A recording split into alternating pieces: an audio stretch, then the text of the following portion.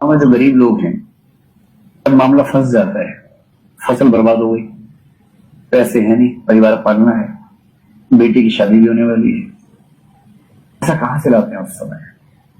गांव में साहूकार होता है, उसके पास जाते हैं। हालांकि आजकल तो बैंक में कुछ करने लग गया, पर उतना अभी भी देश वहां तक है नहीं, ऐसा सुनने में आता है। गांव में मान लीजिए गरीब आदमी, उसका नाम है होरी, उसकी बेटी का ब्याह होने वाला है और उसने किसी तरह से जुगाड़ करके गाय खरीदी थी जो मर गई है, पैसे सारे खत्म हैं।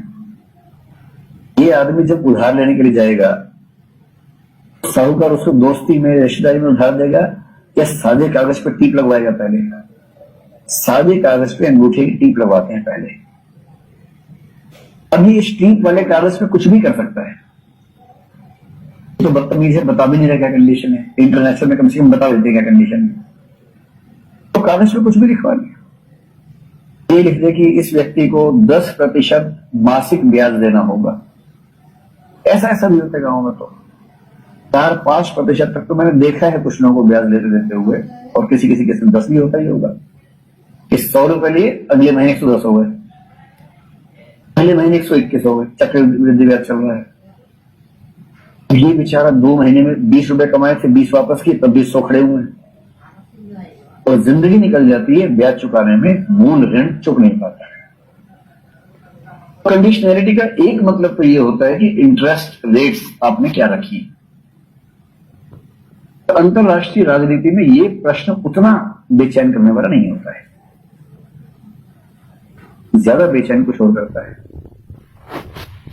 आपने कई ऐसे जमींदारों की कहानियां सुनी होंगी कि जमींदार साहब कह रहे हैं कि भाई होरी ऐसे ले जाओ, कोई बात नहीं, दे देना, यार तुम्हारी बेटी बहुत सुंदर है। ऐसे कमीने इंसान हो सकते कि नहीं हो सकते हैं? और हो सकते हैं या होते हैं? और वो गरीब आदमी बेचारा ये सोचे कि अब मैं परिवार की जिंदगी बचाऊं या परिवार की इज्जत बचाऊं, तो परिवार में डिस्कस करे तो परिवार भी तनाव में है। उसकी बेटी या क्या मतलब पत्नी की बात करे, क्या बात कर दे कोई आदमी, ऐसी कंडीशन रख दे कि परिवार के जिंदा रखने के लिए अपने घर में किसी व्यक्ति के सम्मान की बलि चढ़ानी होगी। जिसके सम्मान की बलि चढ़नी है वो भी तैयार है, क्योंकि उसको पता है कि परिवार को जिंदा रखने के लिए वो चारा है नहीं।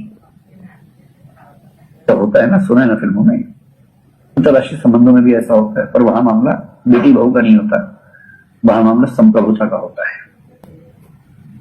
तो IMF और वर्ल्ड बैंक, विशेष रूप से IMF, जब किसी को लोन देता है ना, उसकी संप्रभुता की ऐसी तैसी कर देता है।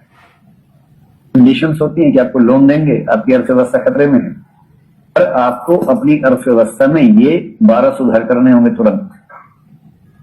संसद में कानून पास करवाइए, उसके बाद पैसे की पहली किश्त आएगी। और इस तरह से वो मजबूर करते हैं कि उस देश को अपनी वित्तीय नीतियां, आर्थिक नीतियां, और कभी और इस तरह से वो मजबूर करते हैं कि उस देश को अपनी वित्तीय नीतियां, आर्थिक नीतियां, और कभी कभी संप्रभुता के मामले में मामला सिर्फ वित्तीय नीतियों का नहीं होता, डिफेंस तक चला जाता है। केवल आर्थिक नीतियां नहीं, कभी कभी डिफेंस, हम आपको पैसा दे देंगे लेकिन हमें एयरबेस चाहिए आपके देश में, हमारे हवाई जहाज वहां उतरेंगे, हमारे हवाई जहाज वहां फ्यूल भरवाएंगे, और आपके देश में रहकर हम आसपास के 10 देशों पर कंट्रोल रखेंगे अपना। आपकी जमीन पे हमें उतरना है, और आपकी इतनी औकात नहीं कि मना कर सके हम। पाकिस्तान की हैसियत है कि अमेरिका को मना कर सके? अमेरिका की सरकार पाकिस्तान के अंदर ओसामा को ढूंढ के अपनी सेना से उसको मरवा भी दिया, पर पाकिस्तान कैसे मुंह मिला के बैठे, अच्छा हमें तो पता ही नहीं था। आपके देश के अंदर दूसरे देश की सेना एक व्यक्ति को ऑपरेशन के तहत मार दे, और मारने के बाद मुर्दा शरीर को भी उठा के ले जाए, कोई ना छोड़े वहां पर। आप क्यों भी नहीं कर पा रहे? क्योंकि आपका दावा है कि इस्लामी देशों में अकेले परमाणु शक्ति संपन्न आप हैं, और ये इस्लामी बम है, और जिस व्यक्ति को उठा के ले गए हैं, इसको मार के ले गए हैं, उसे बहुत लोग मानते हैं कि वो उनके लिए सम्मान का व्यक्ति है। क्या कर लिया आपने अमेरिका का भाई? क्योंकि आपकी औकात नहीं है। पाकिस्तान से कह रहे हैं कहीं आप लोग बुरा मान जाए कि क्या बोल रहे हैं। देखो, विदेश के बारे में बोलना आसान काम है, अपने देश के बारे में नहीं बोलना। बस देश के बारे में कुछ बोलते रहिए, राष्ट्रवाद कहलाता है। उधर चला गया पूरा।